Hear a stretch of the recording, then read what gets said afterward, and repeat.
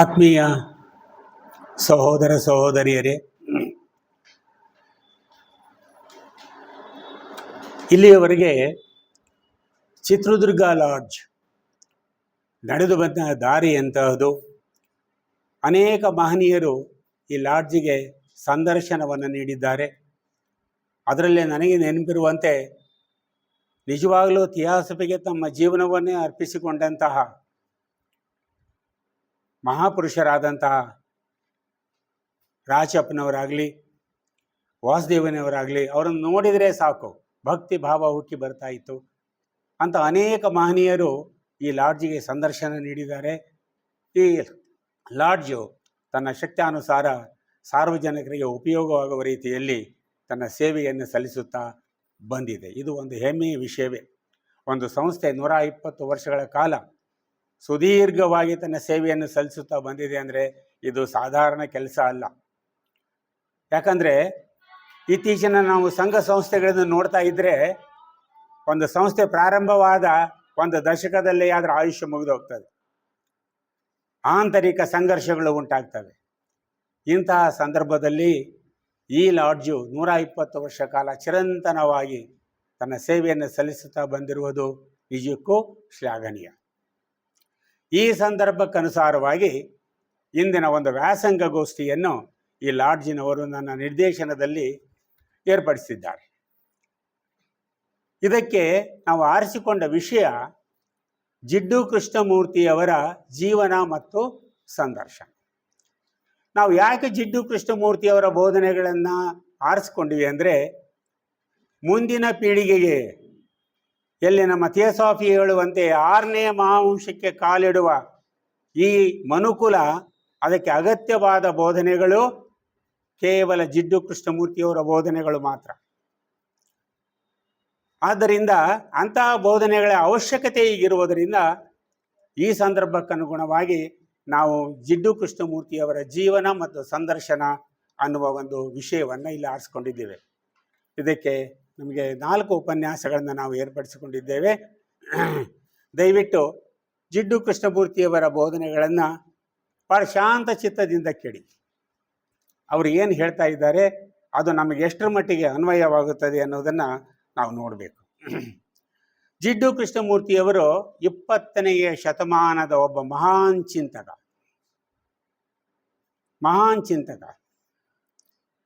ಅವರ ಚಿಂತನೆಗಳು ಮಾನವ ವರ್ಗದ ಪ್ರಜ್ಞೆಯ ಅಭಿವೃದ್ಧಿಗೆ ಪೂರಕವಾಗಿರುವಂತಹ ಚಿಂತನೆಗಳು ಮತ್ತು ದರ್ಶನಗಳು. ಅವರು ಯಾವುದನ್ನು ಹಿಂದಿನಿಂದ ಹೇಳ್ಕೊತ ಬರಲಿಲ್ಲ, ಆದರೆ ಹಿಂದಿನದನ್ನು ಯಾವುದನ್ನು ಬಿಟ್ಟು ಹೇಳಲಿಲ್ಲ. ಇದು ಅವರ ವೈಶಿಷ್ಟ್ಯ. ಇಂತಹ ಅವರ ಚಿಂತನೆಗಳನ್ನು ಇಡೀ ವಿಶ್ವಾದ್ಯಂತ ಎಲ್ಲ ದಾರ್ಶನಿಕರು ಸ್ವೀಕಾರ ಮಾಡಿದರೂ ಸಹ ಇನ್ನೂ ಕೆಲವು ಅವರ ವಿಷಯಗಳ ಬಗ್ಗೆ ಸಂಶಯಗಳು ನಮ್ಮಲ್ಲಿ ಉಳ್ಕೊಂಡಿವೆ.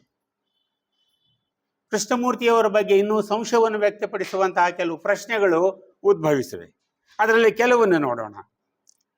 JK ಅವರು ಅಥವಾ ಜಿಡ್ಡು ಕೃಷ್ಣಮೂರ್ತಿಯವರು ತಮ್ಮ ಉಪನ್ಯಾಸಗಳಲ್ಲಿ ಎಲ್ಲಿಯೂ ದೇವರು, ಧರ್ಮ, ತತ್ವಶಾಸ್ತ್ರ, ವೇದ, ಉಪನಿಷತ್ತುಗಳು, ಭಗವದ್ಗೀತೆ, ಬೈಬಲ್ಲು, ಕುರಾನು ಯಾವ ವಿಷಯಗಳನ್ನು ಪ್ರಸ್ತಾಪ ಮಾಡಿಲ್ಲ. ಈಗ ನಾವು ಯಾವುದೇ ಒಂದು ಧರ್ಮದ ಸಂಸ್ಥೆಗೆ ನಾವು ತೆಗೆದುಕೊಂಡ್ರೆ ಅಥವಾ ಥಿಯೋಸಾಫಿಯನ್ನು ತೆಗೆದುಕೊಂಡ್ರೆ, ನಾವು ಥಿಯೋಸಾಫಿಕಲ್ ಸಂಸ್ಥೆಯ ಮೂಲ ಉದ್ದೇಶಗಳು, ಥಿಯೋಸಾಫಿಕಲ್ ಸಂಸ್ಥೆಯ ಬೋಧಿಸುವ ವಿಚಾರಗಳನ್ನು, ಕೆಲವು ಗ್ರಂಥಗಳನ್ನು ಹೇಳ್ತೇವೆ. ಉದಾಹರಣೆಗಾಗಿ ಥಿಯೋಸಾಫಿಕಲ್ ಸೊಸೈಟಿಯ ಗ್ರಂಥಗಳಾದ ಮೌನವಾಣಿ, ಮಾರ್ಗಜ್ಯೋತಿ, ಸೀಕ್ರೆಟ್ ಡಾಕ್ಟ್ರಿನ್ ಇವನ್ನೆಲ್ಲ ರೆಫರ್ ಮಾಡ್ತಾ ಇದ್ದೇವೆ. ಆದರೆ ಕೃಷ್ಣಮೂರ್ತಿಯವರು ಎಲ್ಲಿಯೂ ಒಂದು ಧರ್ಮ ಗ್ರಂಥ, ವೇದ, ಉಪನಿಷತ್ತುಗಳ ಬಗ್ಗೆ ಎಲ್ಲಿಯೂ ಕೋಟ್ ಮಾಡಿಲ್ಲ. ಅಂದರೆ ಅವರ ವಿಚಾರಗಳು ಸಂಪೂರ್ಣ ಸ್ವತಂತ್ರವಾದ ವಿಚಾರಗಳು.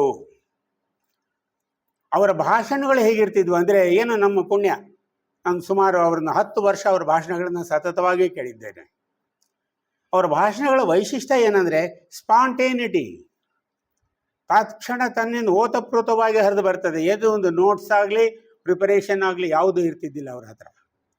ಒಂದು ಸಬ್ಜೆಕ್ಟ್ ಆರಿಸ್ಕೊಂಡ್ರೆ ಒಂದು 45 ನಿಮಿಷ ಅಂದರೆ 45 ನಿಮಿಷ ಸರಿಯಾಗಿ ಮಾತಾಡಿ ಹೋಗ್ಬಿಡ್ತಿದ್ರು.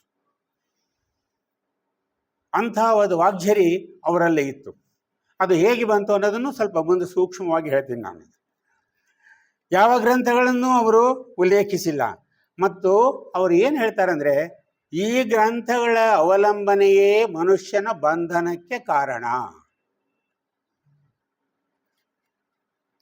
ಈ ಗ್ರಂಥಗಳ ಯಾಕೆ ನೋಡಿ, ಈ ಗ್ರಂಥಗಳ ಅವಲಂಬನೆಯೇ ಮನುಷ್ಯನ ಬಂಧನಕ್ಕೆ ಕಾರಣ. ಅದಕ್ಕೆ ಒಂದು ಕಡೆ ಅವರು ಹೇಳ್ತಾರೆ, throw all these books your gods and everything into Arabian Ocean. ನಿಮ್ಮ ಎಲ್ಲ ಈ ಪುಸ್ತಕಗಳನ್ನು, ಗ್ರಂಥಗಳನ್ನು ಮೊದಲು ಮಡಿಸಿಟ್ಬಿಡ್ರಿ, ಒಂದು ಕಡೆ ಮುಚ್ಚಿಡಿ, ಇಲ್ಲಾಂದ್ರೆ ಅರಬ್ಬಿ ಸಮುದ್ರಕ್ಕೆ ಹಾಕಿಬಿಡಿ, ಆವಾಗ ನಿಮಗೆ ಬಿಡುಗಡೆಯಾಗುತ್ತದೆ ಅಂತಾರೆ. ಅದರಿಂದ ಏನಾಯಿತು ಅರ್ಥ? ಇವರು ಧರ್ಮ, ದೇವರು ಯಾವುದನ್ನು ನಂಬೋದಿಲ್ಲ, ಅದರಿಂದ ಇವರು ನಾಸ್ತಿಕರು, ದೇವರನ್ನು ನಂಬಲಾರದವರು ಅಂತ ಬ್ರ್ಯಾಂಡ್ ಮಾಡಿಬಿಟ್ರು. ಯಾರಿಗೆ? ಜಿಡ್ಡು ಕೃಷ್ಣಮೂರ್ತಿಯವರಿಗೆ. ಆದರೆ ಅವರು ಹೇಳಿದ್ದೇನು? ನಾವು 3000 ವರ್ಷಗಳಿಂದ, ಸುಮಾರು 1000 ವರ್ಷಗಳಿಂದ ಭಗವದ್ಗೀತೆ ಓದಿದ್ದೀವಿ, ವೇದಗಳನ್ನು ಓದಿದ್ದೀವಿ, ಉಪನಿಷತ್ತುಗಳನ್ನು ಓದಿದ್ದೀವಿ. ಏನಾದರೂ ಬದಲಾವಣೆ ಆಗಿದ್ದೇವೆಯಾ? ಏನಾದರೂ ನಮ್ಮಲ್ಲಿ ಪರಿವರ್ತನೆ ಉಂಟಾಗಿದೆಯಾ? ಓದಿದ್ದೇವೋ ಇಲ್ವೋ ನಾವೆಲ್ಲ ಈ ಗ್ರಂಥಗಳನ್ನು? ಎಲ್ಲ ಮಾರ್ಗಜ್ಯೋತಿ ಓದಿದ್ದೀವಿ, ಎಲ್ಲವನ್ನು ಓದ್ತಾ ಬಂದಿದ್ದೀವಿ, ವಚನಶಾಸ್ತ್ರ ಓದಿದ್ದೇವೆ, ದಾಸರ ಪದಗಳನ್ನು ಹಾಡ್ತೀವಿ ಗಂಟೆಗಟ್ಟಲೆ. ಏನಾದರೂ ಬದಲಾವಣೆ ನಮ್ಮಲ್ಲಿ ಉಂಟಾಗಿದೆಯಾ?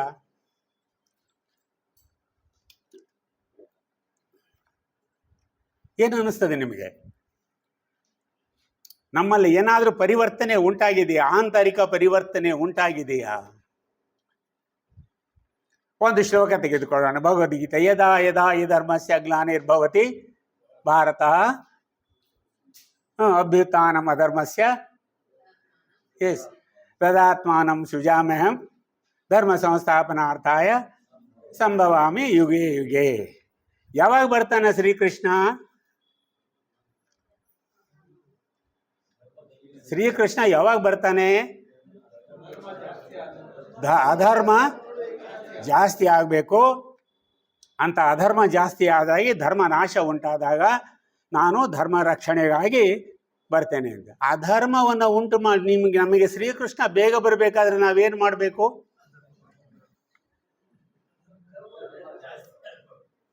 ಶ್ರೀಕೃಷ್ಣ ತಕ್ಷಣನೇ ನಾವಿದ್ದಾಗ ಬಂದ್ಬಿಡ್ಬೇಕಪ್ಪ ಅಂದ್ರೆ ನಾವೇನು ಮಾಡಬೇಕು? ಅಧರ್ಮವನ್ನು ಹೆಚ್ಚು ಮಾಡ್ಕೊಂತ ಹೋಗ್ಬೇಕು ಈಗ ನಾವು. ಹೌದಾ? ಅಲ್ಲ ನೋಡಿ ಹೇಗಿದೆ ಈಗ. ಧರ್ಮ ಇತ್ತು ಅಂದರೆ ಶ್ರೀಕೃಷ್ಣ ಬರೋದಿಲ್ಲ, ಅಧರ್ಮ ಮಾಡಿದರೆ ಬರ್ತಾನೆ. ಇದು ನಮ್ಮ ಇಂಟರ್ಪ್ರಿಟೇಷನ್ ಆಗಿಬಿಟ್ಟಿದೆ. ಈಗ ಇಲ್ಲಿ ನಿಂತ್ಕೊಂಡ್ಬಿಟ್ಟಿದ್ದೇವೆ. ಇದರ ಅರ್ಥ ಏನು ಅಂದರೆ, ಶ್ರೀಕೃಷ್ಣ ಎಲ್ಲಿದ್ದಾನೆ? ಪ್ರತಿಯೊಬ್ಬ ವ್ಯಕ್ತಿಯಲ್ಲೂ ಇದ್ದಾನೆ. ನಾನೇ ಕೃಷ್ಣ, ನಾನೇ ಧರ್ಮ. ಇದನ್ನು ಕಾಪಾಡಿಕೊಂಡ್ರೆ ಯಾವ ದೇವರು ಯಾರು ಬರೋ ಅವಶ್ಯಕತೆನೇ ಇಲ್ಲ. ಅದನ್ನೇ ಅದರ ಮೂಲ ಉದ್ದೇಶ. ನಾವು ಕಂಠಪಾಠ ಮಾಡಿದ್ದೆ ಅನುಷ್ಠಾನ ಮಾತ್ರ ಏನೇನೂ ಇಲ್ಲ. ಎಲ್ಲಿ ನೋಡಿದ್ರು ಹಂಗೆ ವಚನಗಳನ್ನು ಕೋಟ್ ಮಾಡ್ತೀವಿ. ಹಂಗೆ ಮೊನ್ನೆ ಒಬ್ಬ ಸ್ವಾಮಿಗಳು ವಚನ ಕೋಟ್ ಮಾಡ್ತಿದ್ರು, ಕಳಬೇಡ, ಕೊಲಬೇಡ, ಒಸಿಯನ್ನು ನುಡಿಯಲು ಬೇಡ, ಅನ್ಯರಿಗೆ ಅಸಹ್ಯ ಪಡಬೇಡ, ತನ್ನ ಬಣ್ಣಿಸಬೇಡ, ಇತರ ಅಳಿಯಲು ಬೇಡ. ಇದೇ ಅಂತರಂಗ ಶುದ್ಧಿ, ಇದೇ ಬಹಿರಂಗ ಶುದ್ಧಿ. ಯಾರ ಅಂತರಂಗ ಶುದ್ಧಿ ಆಯಿತು? ಯಾರ್ದು ಆಗಲಿಲ್ಲ, ಅಲ್ಲಿ ಸ್ವಾಮಿಗಳದ್ದು ಆಗಲಿಲ್ಲ, ಕೇಳಿದವ್ರದ್ದು ಆಗಲಿಲ್ಲ. ಯಾಕಂದರೆ ಅವರು ವಚನದುದ್ದಕ್ಕೂ ಇನ್ನೊಬ್ಬರನ್ನ ಹೀಯಾಳಿಸ್ತಾ ಇದ್ರು. ಆದರೆ ವಚನ ಹೇಳೋದು ಯಾವುದು? ಅನ್ಯರಿಗೆ ಅಸಹ್ಯ ಪಡಬೇಡ, ಇತರ ಅಳಿಯಲು ಬೇಡ. ಆದ್ರೆ ಮಾಡೋ ಕೆಲಸ ಏನು? ಇನ್ನೊಬ್ಬರನ್ನ ಟೀಕೆ ಮಾಡೋದೇ. ಇದು ಯಾವ ಬಸವಣ್ಣನ ಶ್ಲೋಕಗಳನ್ನ ಅಥವಾ ವಚನಗಳನ್ನ ನಾವು ಯಾವುದೇ ವಚನ ಆಗಲಿ, ಯಾವುದೇ ಒಂದು ಹಿತನುಡಿ ಆಗಲಿ, ಯಾವಾಗ ಅದು ಸದುಪಯೋಗ ಆಗ್ತದೆ? ಅದು ಆಚರಣೆಯಲ್ಲಿ ನಾವು ತಂದಾಗ ಮಾತ್ರ ಅದು ಸದುಪಯೋಗ ಆಗ್ತದೆ. ಬರೀ ಕಂಠಪಾಠ ಮಾಡಿ ನಮ್ಮ ಪಾಂಡಿತ್ಯ ಬೆಳೆಸ್ಕೊಂಡು ಭಾಷಣ ಮಾಡಿದರೆ ಆಗಲಿಕ್ಕೆ ಸಾಧ್ಯ ಇಲ್ಲ. ಅದನ್ನೇ ಕೃಷ್ಣಮೂರ್ತಿಯವರು ಹೇಳ್ತಾ ಇರೋದು. 3500 ವರ್ಷಗಳಿಂದ ಓದಿ ಪಾಂಡಿತ್ಯ ಬೆಳೆಸ್ಕೊಂಡಿರಿ. ಆಚರಣೆಯಲ್ಲಿ 0. ಇದರಿಂದ ನಿಮ್ಮ ಮೋಕ್ಷ ಸಾಧ್ಯವೇ ಇಲ್ಲ. ಅದಕ್ಕೆ ಅವನ್ನೆಲ್ಲ ಕಟ್ಟಿಟ್ಬಿಡಿ ಒಂದು ಕಡೆಗೆ. Free from known, freedom from the known. ಗೊತ್ತಿರುವುದರಿಂದ ಬಿಡುಗಡೆ ಹೊಂದಿ ನೀವು ಒಂದು ಹೆಜ್ಜೆ ಮುಂದಿಡಲಿಕ್ಕೆ ಸಾಧ್ಯ ಆಗ್ತದೆ ಅಂತ. ಆದ್ರೆ ನಾವೇನು ಅನ್ಕೊಂಡ್ವಿ, ಇವು ನಾಸ್ತಿಕ, ಇವು ಎಲ್ಲ ಧರ್ಮಗ್ರಂಥ ಬಿಡು ಅಂತ ಹೇಳ್ತಾನೆ ಅಂತ. ಹಂಗಲ್ಲ, ನೀವು ಇದನ್ನು ಕಟ್ಕೊಂಡೇ ಅವೇ ನಿಮ್ಮ ಬಂಧನಕ್ಕೆ ಕಾರಣವಾಗಿವೆ. ಮಾತೆತ್ತಿದ್ರೆ ಅವೇ ಕೊಟೇಶನ್ ಹೇಳೋದು, ಮಾತೆತ್ತಿದ್ರೆ ತತ್ವಪದಗಳು ಹೇಳೋದು. ಆಚರಣೆಯಲ್ಲಿ ಮಾತ್ರ 0. ಎಲ್ಲಿವರೆಗೂ ನೀವು ಪರಿವರ್ತನೆ ಹೊಂದುವುದಿಲ್ಲವೋ ಅಲ್ಲಿವರೆಗೂ ನೀವು ಮುಂದೆ ಹೆಜ್ಜೆ ಇಡಲಿಕ್ಕೆ ಸಾಧ್ಯವಿಲ್ಲ. ನಿರ್ದಿಷ್ಟವಾದ ಸ್ಟೇಟ್ಮೆಂಟ್ ಅವ್ರು ಕೊಟ್ಟಿರೋದು. ಈಗ ನಾವು ಯಾವ ಯುಗದಲ್ಲಿದ್ದೀವಿ? ಈಗ ಕಲಿಯುಗ ಅಲ್ಲ, ಪರಿವರ್ತನಾ ಯುಗದಲ್ಲಿ ಇದ್ದೇವೆ. ಈಗ ನಾವಿರೋದು ಪರಿವರ್ತನಾ ಯುಗದಲ್ಲಿ. ಇದೊಂದು ಅವಕಾಶ ಇದೆ ಈಗಿನ ಜನಾಂಗಕ್ಕೆ. ಪರಿವರ್ತನೆ ಯಾಕೆ ಹೊಂದಬೇಕು? ಮುಂದಿನ 6ನೇ ಮಹಾವಂಶಕ್ಕೆ ಈ ಜನಾಂಗ ಹೋಗಬೇಕಾಗಿದೆ. ಇದು ಸುವರ್ಣಾವಕಾಶ ನಮಗಿರೋದು. ಇಂಥ ಒಂದು ಅವಕಾಶದಲ್ಲಿಯೂ ಕೂಡ ನಾವು ಅದೇ ಹಳೆಯದಕ್ಕೆ ಗಂಟು ಬಿದ್ದು ಅದನ್ನೇ ಪಾಂಡಿತ್ಯ ಪ್ರದರ್ಶನ ಮಾಡ್ತಾ ಹೋದರೆ ನಿಮಗೆ ಸಾಧನೆ ಸಾಧ್ಯವಿಲ್ಲ ಅನ್ನೋದನ್ನು ಸ್ಪಷ್ಟವಾಗಿ ಹೇಳಲಿಕ್ಕೆ ಜಿಡ್ಡು ಕೃಷ್ಣಮೂರ್ತಿಯವರು ಬಂದಿದ್ದು. ಯಾವುದೇ ಇರಲಿ, ಏನೇ ಹೋದ್ರಿ ನೀವು ಒಂದು ಶಬ್ದ ಕೇಳಿ ಆಚರಣೆಯಲ್ಲಿ ತೆಗೆದುಕೊಂಡು ಬನ್ನಿ. ಆಚರಣೆಯಲ್ಲಿ ಅಂದರೆ ಒಮ್ಮೆಲೆ ಪರಿವರ್ತನೆ ಮಾಡ್ಕೊಳ್ಬೇಕಾ? ನಾವು ಒಂದೇ ದಿವಸ ನಾವು ಮಹಾತ್ಮರಾಗಕ್ಕೆ ಸಾಧ್ಯನಾ? ಅವಶ್ಯಕತೆ ಇಲ್ಲ. ಒಂದೇ ಹೆಜ್ಜೆ ಮುಂದಿಡಿ. Keep 1 step ahead. ಅದಕ್ಕೆ ಮಹಾತ್ಮರು ಹೇಳ್ತಾರೆ, ನೀವು 1 ಹೆಜ್ಜೆ ಮುಂದಿಡಿ, ನಾವು 10 ಹೆಜ್ಜೆ ಮುಂದೆ ಬಂದು ನಿಮ್ಮನ್ನು ಉದ್ಧರಿಸುತ್ತೇವೆ. ನಾವು ಹೆಜ್ಜೆ ಇಡಲಿಕ್ಕೆ ತಯಾರಿಲ್ಲ.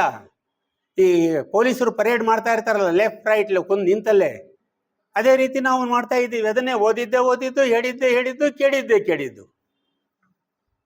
ಏನು ಪ್ರಯೋಜನ ಆಯಿತು? ಈಗ ಯಾವುದನ್ನ ಒಂದು ಸಂಸ್ಥೆ ಹಿಡ್ಕೊಳ್ಳೋದು, ಅದನ್ನು ಶುರು ಮಾಡೋದು, ಅಲ್ಲಿಯೂ ಕೂಡ ಅಧಿಕಾರ, ಅದು ಇದೋ ಮುಂದೆ 108 ಕಥೆಗಳು ಬೇರೆ. ಇವೆಲ್ಲ ಸಂಸ್ಥೆಗಳು ಇರೋದು ನಮ್ಮ ಪರಿವರ್ತನೆಗಾಗಿ. ನಾವು ಬದಲಿಯಾಗಬೇಕು, ಯಾರು ಬೇರೆಯವ್ರು ಮಾಡೋ ಅವಶ್ಯಕತೆ ಇಲ್ಲ. ಅದನ್ನು ಕೃಷ್ಣಮೂರ್ತಿಯವರು ಹೇಳಲಿಕ್ಕೆ ಬಂದದ್ದು. ಎಲ್ಲ ಧರ್ಮಗಳು ಹೇಳಿದ್ದು ಒಂದೇ ಸತ್ಯವನ್ನ, ಪೆರಿನಿಯಲ್ ಫಿಲಾಸಫಿ ಅಂತ ಹೇಳ್ತೀವಿ ನಾವು ಅದಕ್ಕೆ. ಶಾಶ್ವತ ತತ್ವಶಾಸ್ತ್ರ. It is permanent. ಯಾವ ಧರ್ಮ ಬೇರೆ ಏನೂ ಹೇಳಿಲ್ಲ, ಎಲ್ಲ ಹೇಳಿದ್ದು ಒಂದನ್ನೇ. ಬಟ್ ಹೇಳುವ ವಿಧಾನ ಮಾತ್ರ ಬೇರೆ ಬೇರೆ ಇದೆ, ಹೇಳುವ ರೀತಿ ಬೇರೆ ಬೇರೆ ಇದೆ. ಈಗ ಉದಾಹರಣೆಗಾಗಿ, ಈಗ ಒಂದು 50 ವರ್ಷದ ಹಿಂದೆ ಚಾಕ್ ಪೀಸು ಬೋರ್ಡು ಇರಲಿಲ್ಲ. ಉಸುಗಿನಲ್ಲಿ ಮಕ್ಕಳಿಗೆ ಪಾಠ ಬರೆಸ್ತಾ ಇದ್ರು. ಈಗಲೂ ಅದೇ ಕೆಲಸ ಮಾಡ್ತಾ ಇದ್ದೇವೆ ನಾವು? ಇಲ್ಲ. ಈಗ we are living in a digital world. Digital ವರ್ಲ್ಡ್ನಲ್ಲೇ ಇಲ್ಲೇ ಕುಂತ್ಕೊಂಡು PPT ಮೂಲಕ ತೋರಿಸ್ತಾ ಇದ್ದೀವಿ. ಏನು ತೋರಿಸ್ತಾ ಇದ್ದೀವಿ? ಏನಾದರೂ ಬದಲಿ ತೋರಿಸ್ತಾ ಇದ್ದೀವಾ? ಅವೇ ABCD ತೋರಿಸ್ತಾ ಇರೋದು. ಮಾರ್ಗ ಬೇರೆ, ರೀತಿ ಬೇರೆ, ಆದರೆ ಸತ್ಯ ಒಂದೇ. ಬಿಟ್ಟು ಬೇರೆ ಏನಾದರೂ ಕಲಿಸ್ತಾರ ಮಕ್ಕಳಿಗೆ ನೀವು? AB ಬಿಟ್ಟು ಬೇರೆ ಏನಾದರೂ ಕಲಿಸ್ತಾರೆ? ಏನು ಕಲಿಸಲ್ಲ, ಅದನ್ನೇ ಕಲಿಸೋದು. ಹೇಳುವ ವಿಧಾನ ಮಾತ್ರ ಬೇರೆ. ಅದನ್ನೇ ಕೃಷ್ಣಮೂರ್ತಿಯವರು ಹೇಳ್ತಾ ಇರೋದು. ಈಗಿನ ಜನಾಂಗಕ್ಕೆ ಏನು ಬೇಕೋ ಅದನ್ನು ಕೊಡಿ. ನೀವು ಬದಲಾಗಿ, ನೀವು ಪರಿವರ್ತನೆ ಹೊಂದಿ. ಎಲ್ಲಿ ಪರಿವರ್ತನೆ? ಬಾಹ್ಯ ಪರಿವರ್ತನೆ ಅಲ್ಲ, ಆಂತರಂಗಿಕ ಪರಿವರ್ತನೆ ಉಂಟಾಗಬೇಕು ನಮ್ಮಲ್ಲಿ. ಎಲ್ಲಿವರೆಗೂ ಈ ಆಂತರಂಗಿಕ ಪರಿವರ್ತನೆ ಉಂಟಾಗೋದಿಲ್ವೋ ಅಲ್ಲಿವರೆಗೂ ನಮ್ಮ ಸಾಧನೆ ಮುಂದುವರಿಲಿಕ್ಕೆ ಸಾಧ್ಯವಿಲ್ಲ ಅನ್ನೋದನ್ನು ಸ್ಪಷ್ಟವಾಗಿ ತಿಳ್ಕೊಳ್ರಿ ಅಂತ ಹೇಳ್ತಾ ಇದ್ದಾರೆ. ಮೊದಲನೇದು. ಆಮೇಲೆ ಎರಡನೇದಾಗಿ ಏನು ಹೇಳ್ತಾ ಇದ್ದಾರೆ ಅಂದರೆ, JK ಅವರು ಎಲ್ಲಿಯೂ ಗುರುಗಳು, ಜೀವನ್ಮುಕ್ತರು, ನಾವೇನಂತ ಮಾಸ್ಟರ್ಸ್ ಅಂತ ಹೇಳ್ತೀವಿ, ಮೌರ್ಯರ ಬಗ್ಗೆ ಹೇಳ್ತೇವೆ, ಕುತುಬಿ ಬಗ್ಗೆ ಹೇಳ್ತೇವೆ, ಮೈತ್ರೇಯರ ಬಗ್ಗೆ ಹೇಳ್ತೇವೆ. ಇಂಥ ಅವ್ರು ಯಾವ ಒಬ್ಬ ಚಕಾರ ಗುರುವಿನ ಶಬ್ದವನ್ನು ಎತ್ತಿಲ್ಲ. ಅಂದರೆ ಅವರಿಗೆ ಗುರುಗಳಲ್ಲಿ ನಂಬಿಕೆ ಇಲ್ಲ ಅಂತ ಅರ್ಥ ಮಾಡ್ಕೊಂಡ್ರು ಇವರೆಲ್ಲ. ಆದರೆ JK ಯವರ ಶರೀರದ ಮೂಲಕ, ಸ್ಥೂಲ ದೇಹದ ಮೂಲಕ ಕಾರ್ಯ ಮಾಡಿದವರು ಯಾರು? ಮೈತ್ರೇಯರು. ಯಾರು ಶ್ರೀಕೃಷ್ಣನ ಮೂಲಕ ಕಾರ್ಯನಿರ್ವಹಿಸಿದರೋ, ಯಾರು ಯೇಸು ಕ್ರಿಸ್ತನ ಮೂಲಕ ಕಾರ್ಯನಿರ್ವಹಿಸಿದರೋ ಅವರೇ ಜಿಡ್ಡು ಕೃಷ್ಣಮೂರ್ತಿಯವರ ಮೂಲಕ ಕಾರ್ಯನಿರ್ವಹಿಸಿದರು. ಕೃಷ್ಣಮೂರ್ತಿಯವರು ಅನೇಕ ಕಡೆ ಹೇಳ್ತಾರೆ, ಥಿಯೋಸಾಫಿಕಲ್ ಸೊಸೈಟಿಯನ್ನು ಸ್ಥಾಪಿಸಿದ ಮಹಾತ್ಮರೇ ನನ್ನ ಗುರುಗಳು, ಮೈತ್ರೇಯರೇ ನನ್ನ ಗುರುಗಳು. ಅವರು 1922ರಿಂದ ಸುಮಾರು 8 ವರ್ಷಗಳ ಕಾಲ ಒಜಾಯ್ನಲ್ಲಿದ್ದಾಗ, ಕ್ಯಾಲಿಫೋರ್ನಿಯಾದ ಒಜಾಯ್ ನಗರ ಇದ್ದಾಗ ಒಂಟಿಯಾಗಿದ್ದರು. ಅಲ್ಲಿ ಅವರ ಪರಿವರ್ತನೆ ಪ್ರಕ್ರಿಯೆ ಪ್ರಾರಂಭವಾಯಿತು. ಮಾಡಿದವರು ಯಾರು? ಮೈತ್ರೇಯರು. ಅವರ ಜೊತೆಗೆ 4-5 ಜೀವನ್ಮುಕ್ತ ಮಹಾತ್ಮರು ಸೇರಿಕೊಂಡು ಸುಮಾರು 49 ದಿನಗಳ ಕಾಲ ಅವರ ಇಡೀ ದೇಹದಲ್ಲಿ ಒಂದು ಪರಿವರ್ತನೆ ತರ್ತಾರೆ. ಯಾಕಂದರೆ ಆ ದೇಹ ಮೈತ್ರೇಯರು ಕಾರ್ಯನಿರ್ವಹಿಸಲು ಶಕ್ತಿಯುತವಾಗಿರಬೇಕು. ಬಹಳ ಹಿಂಸೆ ಪಡ್ತಾರೆ ಕೃಷ್ಣಮೂರ್ತಿಯವರು. ರೋಸಲ್ಯಾಂಡ್ ಮತ್ತು ನಿತ್ಯಾನಂದ ಅವರ ತಮ್ಮ ಜೊತೆಗಿರ್ತಾರೆ. ರೂಮ್ನಲ್ಲಿ ಏನೋ ಮಾತಾಡ್ತಾ ಇದ್ರು, ನಮ್ಗೆ ಶಬ್ದ ಕೇಳಿಸ್ತಾ ಇತ್ತು, ಆದ್ರೆ ಯಾರೋ ಅದು ಕಾಣ್ತಾ ಇರಲಿಲ್ಲ ನಮಗೆ. ಕೃಷ್ಣಮೂರ್ತಿಯವರು ಅವರಿಗೆಲ್ಲ ಥ್ಯಾಂಕ್ಸ್ ಅಂತ ಹೇಳ್ತಾ ಇದ್ರು, ಯಾರವರು ಅಂತ ನಮಗೆ ಗೊತ್ತಿಲ್ಲ. 49 ದಿನಗಳ ಕಾಲ ಸತತವಾಗಿ ಅವರಲ್ಲಿ ಪರಿವರ್ತನೆಯನ್ನು ತಂದರು. ಆದರೆ ಕೃಷ್ಣಮೂರ್ತಿಯವರು ಒಂದೇ ಶಬ್ದ ಉಪಯೋಗ ಮಾಡ್ತಾ ಇದ್ದಾರೆ, ದ ಪ್ರೋಸೆಸ್ ಆಫ್ ಟ್ರಾನ್ಸ್ಫಾರ್ಮೇಷನ್. ಪರಿವರ್ತನೆಯ ಪ್ರಕ್ರಿಯೆ ನಡೀತಾ ಇದೆ ಅಂತ ಮಾತ್ರ ಹೇಳ್ತಾ ಇದ್ರಂತೆ. ಅಂದರೆ ಕೃಷ್ಣಮೂರ್ತಿಯವರು ನಾವು ತಿಳಿದಂತೆ ಸಾಮಾನ್ಯ ವ್ಯಕ್ತಿ ಅಲ್ಲ.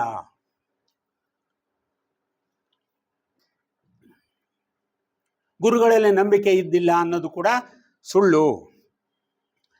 JK ಅವರಿಗೆ ದೀಕ್ಷೆ ಆಗಿತ್ತಾ? ಜೀವನ್ಮುಕ್ತರು ನಾವು ಸಾಧನೆ ಮಾರ್ಗದಲ್ಲಿರೋರಿಗೆ ನಮಗೆಲ್ಲ ದೀಕ್ಷೆಗಳು ಬರ್ತವೆ. 1ನೇ ದೀಕ್ಷೆ, 2ನೇ ದೀಕ್ಷೆ, 3ನೇ ದೀಕ್ಷೆ ಹೀಗೆಲ್ಲ ಬರ್ತವೆ. ಅದರಂತೆ JK ಅವರಿಗೆ ದೀಕ್ಷೆ ಆಗಿತ್ತಾ? ಅವರು ಅದರಲ್ಲೆಲ್ಲ ನಂಬಿಕೆ ಇಟ್ಕೊಂಡಿದ್ರಾ? ಇಲ್ಲ ಅಂತ ಅವ್ರು ಎಲ್ಲೂ ಅದ್ರ ಬಗ್ಗೆ ದೀಕ್ಷೆ ಬಗ್ಗೆ ಮಾತಾಡಿಲ್ಲ. ನನಗೆ ದೀಕ್ಷೆ ಬಗ್ಗೆ ಮಾತಾಡಿಲ್ಲ. ನಾವು ಹೇಳ್ತೀವಿ, at the feet of the master ಅಂತ ಪುಸ್ತಕ ಏನಿದೆ ಪರಮಗುರು ಚರಣ ಸನ್ನಿಧಿಯಲ್ಲಿ, ಅದನ್ನು ಸರಿಯಾಗಿ ಓದಿ ಅನುಷ್ಠಾನಕ್ಕೆ ತಂದರೆ 1ನೇ ದೀಕ್ಷೆ ಪ್ರತಿಯೊಬ್ಬ ವ್ಯಕ್ತಿ ಪಡಿತಾನೆ ಅಂತ ಹೇಳ್ತಾರೆ. ಅದನ್ನು ಬರೆದವರು ಯಾರು? ಕೃಷ್ಣಮೂರ್ತಿಯವರು. ಯಾವ ವಯಸ್ಸಿನಲ್ಲಿ? 12ನೇ ವಯಸ್ಸಿನಲ್ಲಿ ಬರೆದಿರೋದನ್ನು. ಲೆಡ್ ಬೀಟರ್ ಅವರು ಅವ್ರನ್ನ ಗುರುಗಳ ಹತ್ರ ಕರ್ಕೊಂಡು ಹೋಗ್ತಾ ಇದ್ರು, ದೇಹ ಬಿಟ್ಟು. ಅಲ್ಲಿ ಉಪದೇಶವಾದದ್ದನ್ನು ಬಂದು ಬರೀತಾ ಇದ್ರು ಅಂತ ಹೇಳ್ತಾರೆ. ಒಂದ್ಸಲ ಯಾರೋ ಕೇಳಿದ್ರಂತೆ ಅವ್ರನ್ನ, ನೀವು at the feet of the master ಅನ್ನೋ ಸಣ್ಣ ಪುಸ್ತಕ ನೀವು ಬರೆದಿದ್ದ ಅಂತ. ಓ, ಆ ಪುಸ್ತಕ ಇನ್ನೂ ಇದೆಯಾ ಅಂತ ಕೇಳಿದ್ರಂತೆ ಕೃಷ್ಣಮೂರ್ತಿಯವರು. ಅಂದರೆ ಯಾವುದರ ಬಗ್ಗೆಯೂ ಅಟ್ಯಾಚ್ಮೆಂಟ್ ಇರಲಾರ್ದಂತಹ ಒಬ್ಬ ವ್ಯಕ್ತಿ ಕೃಷ್ಣಮೂರ್ತಿಯವರು. ನಾನು ಒಂದು ಸಣ್ಣ ಗ್ರಂಥ ಬರೆದ್ರೆ ಏನು ಮಾಡ್ತೀನಿ? ಪಬ್ಲಿಷ್ ಮಾಡಿ ಪ್ರಚಾರ ಮಾಡಬೇಕಲ್ಲ, ನಾನು ಬರೆದಿದ್ದೇನೆ, ಅದನ್ನು ನೀವೆಲ್ಲ ಕೊಂಡ್ಕೊಳ್ರಿ, ಓದ್ರಿ, ನಾನು ಬರೆದಿದ್ದೇನೆ ಅಂತ. ಅವ್ರು ಯಾವುದನ್ನು ಹೇಳಲಿಲ್ಲ. ಅವರು ಬರೆದ್ರಲ್ಲಿ ಮುಗಿತು ಕೆಲಸ ಅಂತ ಸಮಾಜಕ್ಕೆ ಕೊಟ್ಟರು. ಅಂದರೆ ಅವರಿಗೆ ಗುರುಗಳ ಬಗ್ಗೆ ಅಪಾರವಾದ ನಂಬಿಕೆ ಇತ್ತು ಮತ್ತು ಅವರಿಗೆ ಮೈತ್ರೇಯರಿಂದ ದೀಕ್ಷೆ ಆಗಿತ್ತು. ಇನ್ನೊಂದು ಪ್ರಶ್ನೆ ಏನು ಹೇಳ್ತಾರೆ ಅಂದರೆ, JK ಅವರು ಥಿಯೋಸಾಫಿಕಲ್ ಸೊಸೈಟಿಯನ್ನು ಬಿಟ್ಟು ಹೋಗಿಬಿಟ್ರು. ಆದ್ದರಿಂದ ಥಿಯೋಸಾಫಿಕಲ್ ಸೊಸೈಟಿಗೂ JK ಅವರಿಗೂ ಯಾವ ರೀತಿಯ ಸಂಬಂಧ ಇಲ್ಲ. ಕೃಷ್ಣಮೂರ್ತಿಯವರು ಹೇಳೋದು ಥಿಯಾಸಫಿ ಅಲ್ಲ, ಥಿಯಾಸಫಿನೇ ಬೇರೆ, ಕೃಷ್ಣಮೂರ್ತಿಯವರು ಹೇಳೋದೇ ಬೇರೆ. ಥಿಯಾಸಫಿ ಏನು ಹೇಳ್ತದೆ? ಅದೇ ಮನುಷ್ಯ ಜನ್ಮ, ಇಡೀ ಸೃಷ್ಟಿಯ ರಚನೆ ಸೀಕ್ರೆಟ್ ಡಾಕ್ಟ್ರಿನ್ನಲ್ಲಿ ಇರೋದು. ಮನುಷ್ಯನ ಅವತಾರ ಹೇಗಾಯಿತು, ಸೃಷ್ಟಿ ಹೇಗಾಯಿತು, ಗ್ರಹಗಳು ನಕ್ಷತ್ರಗಳು ಯಾವ ರೀತಿ ಬಂದವು, ಅದೇ ರೀತಿ ಮನುಷ್ಯ ಯಾವ ರೀತಿ ಬೆಳವಣಿಗೆ ಬಂದ, 1ನೇ ವಂಶದಲ್ಲಿ ಹೆಂಗಿದ್ದ, 2ನೇ ವಂಶದಲ್ಲಿ ಹೆಂಗಿದ್ದ, ಈಗ ಪ್ರಜ್ಞೆ ಯಾವಾಗ ಬಂತು, ಮನಸ್ಸು ಯಾವಾಗ ಬಂತು ಅವನಿಗೆ, ಅವನ ಪ್ರಕ್ರಿಯೆ ಹೇಗಿತ್ತು ಅನ್ನೋದನ್ನು ವರ್ಣನೆ ಮಾಡ್ತಾ ಬರ್ತದೆ ಸೀಕ್ರೆಟ್ ಡಾಕ್ಟ್ರಿನ್. ಅಂದರೆ ಈಗ ಆಧ್ಯಾತ್ಮದ ಅವಶ್ಯಕತೆ ಏನಿದೆ ಅದನ್ನೆಲ್ಲ ಹೇಳ್ತದೆ. ಕೃಷ್ಣಮೂರ್ತಿಯವರು ಏನು ಹೇಳ್ತಾರೆ? ನಿಮ್ಮ ಮನಸ್ಸು ನಿಮ್ಮ ಬಂಧನಕ್ಕೆ ಕಾರಣವಾಗಿದೆ, ನಿಮ್ಮನ್ನು ನೀವು ತಿಳಿದುಕೊಳ್ಳಿ. ರಮಣ ಮಹರ್ಷಿಗಳು ಏನು ಹೇಳಿದರು? ನೋ ದೈ ಸೆಲ್ಫ್. ಅವರು ಹೇಳಿದ್ದು ಅಷ್ಟೇ, ನಿಮ್ಮನ್ನು ನೀವು ತಿಳಿದುಕೊಳ್ಳಿ. ನಮ್ಮನ್ನು ತಿಳಿದುಕೊಳ್ಳೋದಂದ್ರೆ ಏನು? ನನ್ನ ಉದ್ದ ಎಷ್ಟಿದೆ, ಹೈಟ್ ಎಷ್ಟಿದೆ, ವೇಟ್ ಎಷ್ಟಿದೆ, ನಾನು ಏನು ಓದ್ಕೊಂಡಿದ್ದೀನಿ ಅಂತ ತಿಳ್ಕೊಳ್ಳೋದ?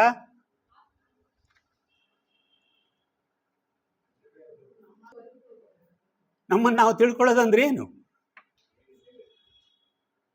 ನಾನು ದಿವಸ 8 ಜನರ ಜೊತೆಗೆ ಜಗಳ ಆಡ್ತೀನಿ, ಯಾರ್ಯಾರ ಮೇಲೆ ದ್ವೇಷ ಸಾಧಿಸ್ತೀನಿ, ಯಾರು ನನಗೆ ವೈರಿಗಳು, ಯಾರು ನನಗೆ ಸ್ನೇಹಿತರು ಅಂತ ತಿಳ್ಕೊಳ್ಳೋದ? ಏನು ತಿಳ್ಕೊಳ್ಬೇಕು ನಾವು?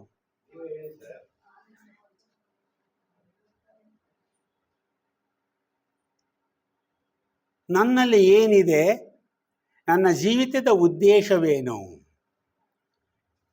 ನಾವು ಯಾತಕ್ಕಾಗಿ ಬಂದಿದ್ದೇವೆ?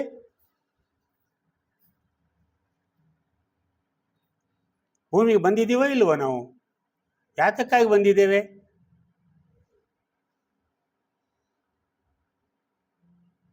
ಏನು ಕೆಲಸ ಇದೆ ನಮ್ಮದು? ಮಾನವಾತೀತರಾಗಲಿಕ್ಕೆ ಮೊದಲು ಮಾನವರಾಗಬೇಕಲ್ಲ. ಮೊದಲು ಮಾನವರಾದ ಮೇಲೆ ಮಾನವಾತೀತ ಹೋಗ್ಬೋದು. ನಾವು ಬಂದಿರೋಕ್ಕೆ ಪ್ರತಿಯೊಂದಕ್ಕೊಂದು ಉದ್ದೇಶ ಇದೆಯೋ ಇಲ್ವೋ? ಸೃಷ್ಟಿಯಲ್ಲಿ ಪ್ರತಿಯೊಂದು ವಸ್ತುವಿಗೂ ತನ್ನದೇ ಆದಂತಹ ಉದ್ದೇಶವಿದೆ. ಈ ಮೈಕು ತನ್ನ ಉದ್ದೇಶ ಇದೆ, ಪೇಪರ್ಗೆ ತನ್ನ ಉದ್ದೇಶ ಇದೆ, ಈ ಬಿಲ್ಡಿಂಗಿಗೆ ತಂದೆ ಅಸ್ತಿತ್ವ ಇದೆ. ಅದರಂತೆ ನಮಗೂ ಕೂಡ ಒಂದು ಅಸ್ತಿತ್ವ ಇದೆ, ಒಂದು ಉದ್ದೇಶ ಇದೆ. ಈ ಉದ್ದೇಶ ಏನು? ನಮ್ಮನ್ನು ನಾವು ಅರ್ಥ ಮಾಡ್ಕೊಳ್ಳೋದಂದ್ರೆ ನಮ್ಮಲ್ಲಿರುವ ಸದ್ಗುಣಗಳು ಮತ್ತು ದುರ್ಗುಣಗಳು. ಯಾರು ಅನಲೈಸ್ ಮಾಡಬೇಕು? ನಮ್ಮನ್ನು ನಾವೇ. ಇನ್ನೊಬ್ಬರು ನೀನು ಒಳ್ಳೆಯವನು ಕೆಟ್ಟವನು ಅಂತ ಹೇಳೋದು ಬೇಕಾಗಿಲ್ಲ. ನನಗೆ ನನ್ನ ಅಂತರಂಗ ಹೇಳ್ತದೆ ನೀನು ಮಾಡಿದ್ದು ಸರಿ ಅಥವಾ ನೀನು ಮಾಡಿದ್ದು ತಪ್ಪು ಅಂತ. ಇದನ್ನು ತಿಳ್ಕೊಳ್ಳಿಕ್ಕೆ ಪ್ರಯತ್ನ ಮಾಡಿದರೆ ಮನುಷ್ಯ ಹೊರಗಿನ ಯಾವ ವ್ಯವಹಾರವನ್ನು ಅನರ್ಥವಾಗಿ ಮಾಡಲಿಕ್ಕೆ ಸಾಧ್ಯವಿಲ್ಲ. ಕೃಷ್ಣಮೂರ್ತಿಯವರು ಒಂದು ಕಡೆ ಹೇಳ್ತಾರೆ, ಕರ್ಮ ಸಿದ್ಧಾಂತವನ್ನು ಸರಿಯಾಗಿ ಅರ್ಥ ಮಾಡಿಕೊಂಡು ಆಚರಣೆಯಲ್ಲಿ ತಂದಿದ್ದರೆ, ಕರ್ಮ ಸಿದ್ಧಾಂತ ನಮಗೆ ಗೊತ್ತಿದೆ. ನಾವು ಏನು ಪಾಪಕರ್ಮ ಮಾಡಿದರೆ ಕೆಟ್ಟದಾಗ್ತದೆ, ಸುಕರ್ಮ ಮಾಡಿದರೆ ಒಳ್ಳೆಯದಾಗ್ತದೆ, ನಮಗೆಲ್ಲ ಗೊತ್ತಿದೆ. ಇದನ್ನು ಸರಿಯಾಗಿ ಅರ್ಥ ಮಾಡಿಕೊಂಡು ಆಚರಣೆಯಲ್ಲಿ ಏನಾದರೂ ನಾವು ತಂದಿದ್ರೆ ಇವತ್ತಿನ ಜಗತ್ತು ಈ ರೀತಿಯಾಗಿ ಇರುತ್ತಿರಲಿಲ್ಲ ಅಂತ ಹೇಳ್ತಾರೆ. ಸುಂದರವಾಗಿರ್ತಿತ್ತು ಜಗತ್ತು. ನಮಗೆ ಕರ್ಮ ಸಿದ್ಧಾಂತ ಗೊತ್ತಿದೆ, ಆದರೂ ತಪ್ಪು ಮಾಡ್ತೇವೆ, ಆದರೂ ಪಾಪ ಮಾಡ್ತೇವೆ, ಆದರೂ ಕೆಟ್ಟದ್ದನ್ನು ಮಾಡ್ತೇವೆ. ಇದೇ ಮನುಷ್ಯನ ದುರಂತ. ಇದನ್ನು ನೀನು ನೋಡ್ಕೋ, ನಿನ್ನ ನೀನು ತಿಳಿದುಕೋ, ನಿನ್ನ ನೀನು ನೋಡಿಕೋ ಅಂತ ಹೇಳ್ತಾರೆ. ಇದು ಆಗ್ತಾ ಇಲ್ಲ. ಬರೇ ಓದ್ಕೊಳ್ಳೋದು, ಅದನ್ನು ಕಂಠಪಾಠ ಮಾಡೋದು, ಇದು ಒಳ್ಳೆಯದು ಇದು ಕೆಟ್ಟದ್ದು ಅಂತ ಗೊತ್ತಿದ್ದು ಮತ್ತೆ ಅದನ್ನೇ ಮಾಡ್ತೇವೆ. ತಪ್ಪು ಅಂತ ಗೊತ್ತಿದ್ದು ತಪ್ಪನ್ನೇ ಮಾಡ್ತೇವೆ. ಇದು ಮನುಷ್ಯನ ದುರಂತ. ಎಲ್ಲಿವರೆಗೂ ತನ್ನನ್ನು ತಾನು ಅರ್ಥ ಮಾಡಿಕೊಳ್ಳಿಕ್ಕೆ ಪ್ರಯತ್ನ ಮಾಡೋದಿಲ್ವೋ ಅಲ್ಲಿವರೆಗೂ ಅವನ ಉದ್ಧಾರ ಸಾಧ್ಯವಿಲ್ಲ. ಒಂದು ಮಾತು ನೆನಪಿಟ್ಕೊಳ್ಬೇಕು, ಯಾವ ದೇವರು ನಾವು ಮೂರ್ತಿಗಳು ಅಂತೀವಿ, ಯಾವ ಗುರುಗಳು ಅಂತೀವಿ, ಯಾರು ನಮ್ಮನ್ನು ಉದ್ಧಾರ ಮಾಡಲಾರರು. ಇದು ಸ್ಪಷ್ಟ ಅವ್ರದ್ದು. ನಿನ್ನ ನೀ ನೋಡ್ಕೋ, ನಿನ್ನ ನೀನೇ ಉದ್ಧಾರ ಮಾಡ್ಕೋ, ನಿನ್ನ ನೀನೇ ತಿಳಿದುಕೋ, ತಕ್ಷಣದಲ್ಲಿ ಪರಿವರ್ತನೆ ಉಂಟಾಗ್ತದೆ. ನೀನು ಒಂದು ಹೆಜ್ಜೆ ಆಧ್ಯಾತ್ಮ ಪಥದಲ್ಲಿ ಮುಂದೆ ಹೋಗ್ತೀಯ. ಆದ್ದರಿಂದ ಇತ್ತೀಚೆಗೆ ಒಂದು ಪುಸ್ತಕ ಬಂದಿದೆ, ದ ಇನ್ನರ್ ಲೈಫ್ ಆಫ್ ಜಿಡ್ಡು ಕೃಷ್ಣಮೂರ್ತಿ ಅಂತ. RL ಸನತ್ತನ್ ಅವರು ಬರೆದಿದ್ದಾರೆ, ಇನ್ನರ್ ಲೈಫ್ ಆಫ್ ಜಿಡ್ಡು ಕೃಷ್ಣಮೂರ್ತಿ. ಎಲ್ಲರೂ ನಾವೇನು ಮಾಡಿದ್ವಿ, ಬರೀ ಔಟರ್ ಲೈಫ್. ಎಲ್ಲಿ ಹುಟ್ಟಿದ್ರು, ತಂದೆ ಹೆಸರೇನು, ತಾಯಿ ಹೆಸರೇನು, ಆಮೇಲೆ ಎಲ್ಲಿ ಬಿಟ್ಟರು, ಅವ್ರನ್ನ ಹೆಂಗೆ ಕಂಡುಹಿಡಿದ್ರು, ಅಲ್ಲಿಂದ ಅವರು ಹೆಂಗೆ ಅವರಿಗೆ ಟ್ರೈನಿಂಗ್ ಕೊಟ್ಟರು, ಇದನ್ನೆಲ್ಲ ಗೊತ್ತಿದೆ ನಮಗೆ. ಇದು ಬಾಹ್ಯ ಜೀವನ ಗೊತ್ತಿದೆ. ಆಂತರಿಕ ಜೀವನ ಎಷ್ಟು ಪರಿವರ್ತನೆ ಆಯಿತು ಅವರಲ್ಲಿ, ಅದಕ್ಕೆ ಅವರು ಎಷ್ಟು ಕಷ್ಟಪಟ್ಟರು ಅನ್ನೋದನ್ನು ನಾವು ಯಾವುದೂ ಅರ್ಥ ಮಾಡ್ಕೊಳ್ಳಲ್ಲ. ಅದನ್ನು ಅರ್ಥ ಮಾಡಿಕೊಂಡ್ರೆ ಮನುಷ್ಯನಿಗೆ ಯಾವುದು ಸುಲಭವಾಗಿ ಸಾಧ್ಯವಿಲ್ಲ. ನಾವು ಅದಕ್ಕೆ ಸತತವಾದ ಪ್ರಯತ್ನ ಮಾಡೇ ತಿರಬೇಕು ಅನ್ನೋದನ್ನು ಸ್ಪಷ್ಟವಾಗಿ ಹೇಳ್ತಾರೆ. ಅದಕ್ಕೆ ಇಲ್ಲಿವರೆಗೂ ನೀವು ಒಂದು ಅಂಟ್ಕೊಂಡು ನಿಂತ್ಕೊಂಡ್ಬಿಟ್ಟಿದ್ದೀರಲ್ಲ, ಅದರಿಂದ ಬಿಡುಗಡೆ ಹೊಂದಿ. ಅವರು ಒಂದು ಕಡೆ ಹೇಳ್ತಾರೆ, ನನ್ನ ಇಡೀ ಜೀವಿತದ ಉದ್ದೇಶ ಮನುಷ್ಯನನ್ನು ಈ ಎಲ್ಲ ಬಂಧನಗಳಿಂದ ಒಂದು ಸಲ ಮುಕ್ತ ಮಾಡುವುದು. ಅವರ ಜೀವನದ ಉದ್ದೇಶ ಅದು. ನಮ್ಮ ಜೀವನದ ಉದ್ದೇಶ ಬಂಧನಗಳಿಗೆ ಅಂಟಿಕೊಳ್ಳೋದ ಒಳಗಾಗುವುದು. ನಾವು ಬಂಧನಕ್ಕೆ ಅಂಟ್ಕೊಳ್ಳೋಕೆ ಪ್ರಯತ್ನ ಮಾಡ್ತೀವಿ, ಅವರು ಬಿಟ್ಟು ಹೋಗ್ರಿ ಅಂತ ಹೇಳ್ತಾರೆ. ಈಗ ಯಾರ ಮಾತು ಅವ್ರ ಮಾತು ಕೇಳಬೇಕೋ ಕೇಳಬಾರ್ದು?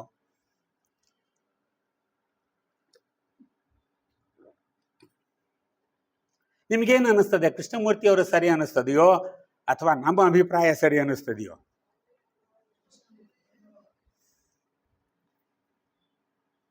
ಮತ್ತೆ ಈ ಜೀವನ, ಈ ಸಂಸಾರ ಎಲ್ಲ ಯಾಕೆ ಹೆಂಗ್ ಬಿಟ್ಟು ಹೋಗೋದು ಅಷ್ಟು ಸುಲಭವಾಗಿ?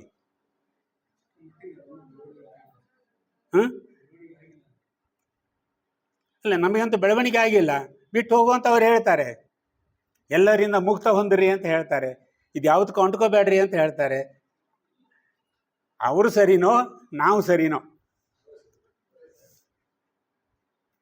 ಇದು ನಮಗಿರೋ ಪ್ರಶ್ನೆ.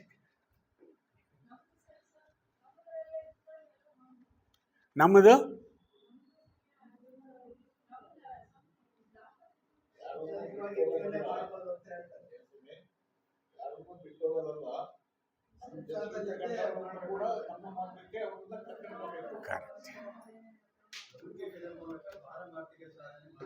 ಹೌದು, ಅವರು ಲೌಕಿಕ ಬಿಟ್ಟು ಹೋಗ್ರಿ ಅಂತ ಹೇಳಿಲ್ಲ.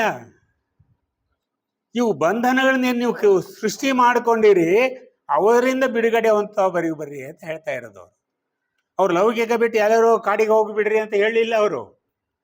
ಇವೆಲ್ಲ ಬಂಧನಗಳು ಯಾವ್ದ್ರಿಂದ ಶುರು? ಮನಸ್ಸಿನಿಂದ ಬಂಧನಗಳೆಲ್ಲ ಸೃಷ್ಟಿ ಮಾಡ್ಕೊಂಡಿವಿ ನಾವೀಗ. ನಮ್ಮ ಮನಸ್ಸೇ ಅದಕ್ಕೆ ಕಾರಣ, ಗೊತ್ತು? ಮನಸ್ಸು ಬಂಧನಕ್ಕೋ ಅಥವಾ ಬಿಡುಗಡೆಗೋ, ಎರಡಕ್ಕೂ ಅದು ಸಾಧ್ಯತೆ ಇದೆ. ಆದರೆ ನಾವು ಅದನ್ನು ಉಪಯೋಗ ಮಾಡೋದು ಬಂಧನಕ್ಕೆ. ಮನಸ್ಸು ಬಂಧನಕ್ಕೆ ಉಪಯೋಗ ಮಾಡ್ತೀವಿ, ಬಿಡುಗಡೆಗೆ ಉಪಯೋಗ ಮಾಡಲ್ಲ. ಅವ್ರು ಹೇಳ್ತಾರೆ ಈ ಮನಸ್ಸೇ ಎಲ್ಲದಕ್ಕೆ ಕಾರಣ. ಆದ್ರಿಂದ ಇನ್ನು ನೀವು ಅರ್ಥ ಮಾಡ್ಕೊಳ್ಳಿ. ಹೇಗೆ? ಒಳಗೆ ನಿಮ್ಮನ್ನು ನೀವೇ ನೋಡ್ಕೊಳ್ಳಿ. ಅವ್ರು ಇನ್ನೊಂದು ಕಡೆ ಹೇಳ್ತಾರೆ, ಪ್ರತಿ ಕ್ಷಣದಲ್ಲಿ ನೋಡಿ ನಮಗೆ ಎರಡು ಭಾಷೆಗಳು ಕೇಳಿಸ್ತಾವಂತೆ. ಒಂದು ಮನಸ್ಸಿನ ಭಾಷೆ, ಇನ್ನೊಂದು ಹೃದಯದ ಭಾಷೆ. ಯಾರಿಗೋ ಒಬ್ಬರಿಗೆ ಬೈತೀವಿ ಜಗಳಾಡಿ, ಆ ಸಿಟ್ಟಿನಲ್ಲಿ ನಾವು ಮಾಡಿದ್ದು ಸರಿ ಅಂತಾನೆ ಸಾಧಿಸ್ತಾ ಬರ್ತಾ ಇದ್ದೀವಿ ನಾವು. ಹೌದಾ? ಅವನಿಗೆ ಸರಿಯಾಗಿ ಅಂದು ಬಂದಿದ್ದೀನಿ ನಾನು ಅಂತ. ಒಳಗಿನ ಹೃದಯ ಹೇಳ್ತದೆ ನೀನು ಈಗ ಮಾಡಬಾರ್ದಾಗಿತ್ತು ಅಂತ ಒಂದು ಮಾತು ಯಾವಾಗಲೂ ಬರ್ತಾ ಇರ್ತದೆ, ಒಂದು ಧ್ವನಿ ಬರ್ತಾ ಇರ್ತದೆ. ಯಾವ ಧ್ವನಿ ಸರಿ ಇಲ್ಲಿ? ಹೃದಯದ ಧ್ವನಿ ಕೇಳಲಿಕ್ಕೆ ಪ್ರಯತ್ನ ಮಾಡಿ, ಆಂತರಿಕ ಧ್ವನಿಯನ್ನು ಕೇಳಲಿಕ್ಕೆ ಪ್ರಯತ್ನ ಮಾಡಿ. ನೋಡಿ ಎಷ್ಟು ವಿಚಿತ್ರ ಇದೆ. ನಾವು ಇಡೀ ಪರಮಾತ್ಮ ಚೈತನ್ಯದ ಒಂದು ಅಂಶ, ಹೌದೋ ಅಲ್ವೋ? ನಮ್ಮಲ್ಲಿರುವ ಚೈತನ್ಯ ಯಾವುದು? ಪರಮಾತ್ಮನ ಚೈತನ್ಯನೇ. ಅವನಿಗೇನು ಸೃಷ್ಟಿ ಮಾಡೋದು ಶಕ್ತಿ ಇದೆ, ಅಷ್ಟೇ ಶಕ್ತಿ ನಮ್ಮಲ್ಲಿ ಇದೆ. ಆದರೆ ಅದರ ಅರಿವು ಮಾತ್ರ ನಮಗಿಲ್ಲ. ಹೇಳ್ತೀವಿ, ಅದೇ ಹೇಳ್ತೇನೆ, ಬಂತು ನೋಡ್ರಿ ಇಮಿಡಿಯೇಟ್, ಅರಿವೇ ಗುರು. ಬಯಾಟ್ ಮಾಡಿಬಿಟ್ಟಿದ್ದೀವಿ. ಎಲ್ಲಿದೆ ಅದು ಅರಿವು? ಅರಿವು ಬರ್ತಾನೆ ಇಲ್ಲ ನಮಗೆ. ಅದೇ ಬಂದಿರೋದು ಸಮಸ್ಯೆ ಈಗ. ಅರಿವೇ ಗುರು, ದೊಡ್ಡ ಬೋರ್ಡನ್ನು ಹಾಕ್ತೀವಿ ಮನೆ ಮುಂದೆ, ಅರಿವೇ ಇಲ್ಲ ಅಲ್ಲಿ. ಅರಿವು ಉಂಟು ಮಾಡ್ಕೊಳ್ಬೇಕು. ಅದೇ ನಿಮ್ಮ ಮನಸ್ಸನ್ನು ಕೇಳ್ಬೇಕು. ಅದನ್ನೇ ಹೇಳೋದು, ಒಳಗೆ ನೋಡ್ಕೋ. ನಾವು ಒಳಗೆ ನೋಡೋದಲ್ಲ, ಬರೀ ಹೊರಗೇನೆ ನೋಡೋದು ಯಾವಾಗಲೂ. ಆಂತರಂಗಿಕವಾಗಿ ನೀನು ಪರಿವರ್ತನೆವಂತ ಹೋಗು. ಅವ್ರು ಹೇಳೋದು. ಆಮೇಲೆ ಒಮ್ಮೆಲೆ ಮಹಾತ್ಮ ಆಗಕ್ಕೆ ಸಾಧ್ಯ ಇಲ್ಲ ನೀನು, ಅದನ್ನು ಹೇಳ್ತಾ ಇಲ್ಲ ಅವರು. ಒಂದೊಂದು ಕ್ಷಣಕ್ಕೆ ಒಂದೊಂದು ಹೆಜ್ಜೆ ಮುಂದೆ ಹೋಗ್ತಾ ಹೋಗು, ಇನ್ನು ಮಾರ್ಗ ಸ್ಪಷ್ಟ ಆಗ್ತದೆ. ಆದರೆ ನಾವೇನು ಮಾಡಿದ್ದೀವಿ? ಎಲ್ಲವನ್ನೂ ತಿಳ್ಕೊಂಡಿದ್ದೀವಿ. ನಮ್ಮ ತಲೆಯಲ್ಲಿ ಸಾಕಷ್ಟು ಜ್ಞಾನ ಇದೆಯೇ ಇಲ್ವೋ? ಜ್ಞಾನಕ್ಕೇನು ಕೊರತೆ ಇಲ್ಲ. ಮಹಾಪಂಡಿತರು ನಾವೆಲ್ಲ. ವೇದಗಳನ್ನ ಕಂಠಪಾಠ ಮಾಡ್ತೀವಿ, ಉಪನಿಷತ್ತುಗಳನ್ನ ಹೇಳ್ತೀವಿ, ಭಗವದ್ಗೀತೆ 18 ಅಧ್ಯಾಯನೂ ಹೇಳಿಬಿಡ್ತೀವಿ, ಎಲ್ಲವನ್ನೂ ಮಾಡ್ತೀವಿ. ಆದರೆ ಒಳಗೆ ಬುರುಡೆ ಖಾಲಿ. ಒಳಗೆ ಬುರುಡೆ ಖಾಲಿ. ಅದಕ್ಕೆ ನನಗೆ ಯಾವಾಗಲೂ ದುರ್ಯೋಧನ ಏನು ಬರ್ತಾನೆ ನನಗೆ. ದುರ್ಯೋಧನ ಭೀಮ ತೊಡೆಗೆ ಗದೆಯಿಂದ ಹೊಡೆದಾಗ ಸಾಯುವ ಸ್ಥಿತಿಯಲ್ಲಿದ್ದಾನೆ. ಅವಾಗ ಅವನು ದುರ್ಯೋಧನ ಒಂದು ಮಾತು ಹೇಳ್ತಾನೆ, ಜಾನಾಮಿ ಧರ್ಮಂ ನಚಮೇ ಪ್ರವೃತ್ತಿ, ಜಾನಾಮಿ ಅಧರ್ಮಂ ನಚಮೇ ನಿವೃತ್ತಿ. ದುರ್ಯೋಧನ ಗುರುಗಳು ಯಾರು?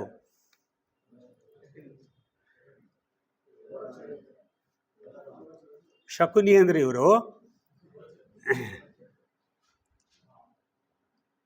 ದುರ್ಯೋಧನನ ಗುರು ಯಾರು? ಎಲ್ಲರೂ ಅವರೇ. ದ್ರೋಣರು. ಪಾಂಡವರಿಗೆ ಯಾರು ಕಲಿಸಿದ್ರು ಅದೇ ವಿದ್ಯೆಯನ್ನು ಇವರಿಗೂ ಕಲಿಸಿದ್ದಾರೆ. ಇವನಿಗೆ ಬೇರೆ ಹೇಳ್ಕೊಟ್ರ? ಇವನಿಗೆ ಜ್ಞಾನ ಒಂದೇ ಇಬ್ಬರಲ್ಲಿಯೂ. ಅದಕ್ಕೆ ಅವನು ಹೇಳ್ತಾನೆ, ನನಗೆ ಧರ್ಮ ಅಂದರೆ ಏನು ಗೊತ್ತು, ಜಾನಾಮಿ ಧರ್ಮಂ, ಆದರೆ ನಾನು ಆಚರಣೆಯಲ್ಲಿ ಮಾಡಲಿಕ್ಕೆ ನನ್ನಿಂದ ಸಾಧ್ಯವಿಲ್ಲ. ಅಧರ್ಮ ಅನ್ನೋದೇನು ನನಗೆ ಗೊತ್ತು, ಆದರೆ ಅದನ್ನು ಬಿಡಲಿಕ್ಕೆ ನನ್ನಿಂದ ಸಾಧ್ಯವಿಲ್ಲ. ಆ ದೃಷ್ಟಿಯಲ್ಲಿ ನಾವು ದುರ್ಯೋಧನರೇ. ನಾವೆಲ್ಲರೂ ದುರ್ಯೋಧನರೇ. ನೀವು ಇನ್ನೊಂದು ಪಾಯಿಂಟ್ ಹೇಳಿದಿರಿ, ಶಕುನಿ ಅಂತ. ಭಾಳ ಒಳ್ಳೆಯ ಮಾತು ಹೇಳಿದಿರಿ ನೀವು. ಮಹಾಭಾರತದಲ್ಲಿ ಪಾಂಡವರು ಗೆಲ್ಲಲಿಕ್ಕೆ ಕಾರಣ ಯಾರು?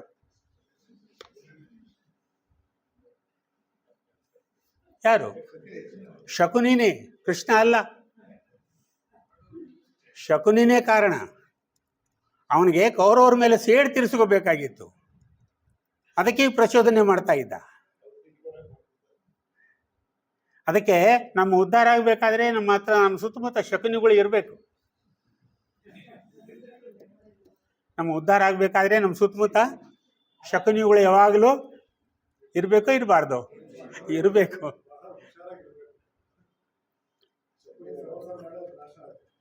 ಹುಷಾರು ಅಂದರೆ ಅದೇ ಅರಿವು. ಅರಿವು ನಮಗೆ ಅರಿವಿದ್ರೆ ಆ ಶಕುನಿ ಏನು ಮಾಡಲ್ಲ. ಅವನಿಗೆ ಅರಿವಿರಲಿಲ್ಲ, ಬಿದ್ದ ಅವನು ಕೆಡ್ಡಕ್ಕೆ. ಹೌದ್ರಾ?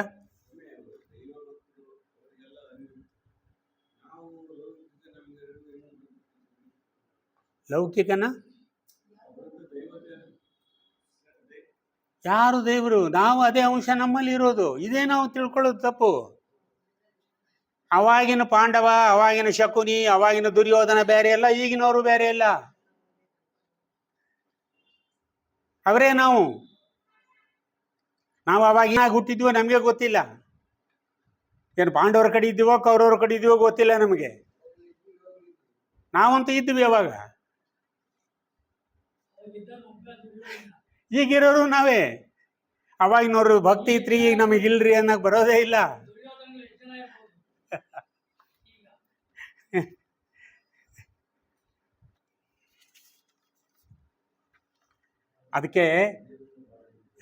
ಅದಕ್ಕೆ ಹೇಳೋದು, ನಾವು ತಿಳ್ಕೊಳ್ಳೋಕ್ಕೆ ಪ್ರಯತ್ನ ಮಾಡಬೇಕು ಅಂತ.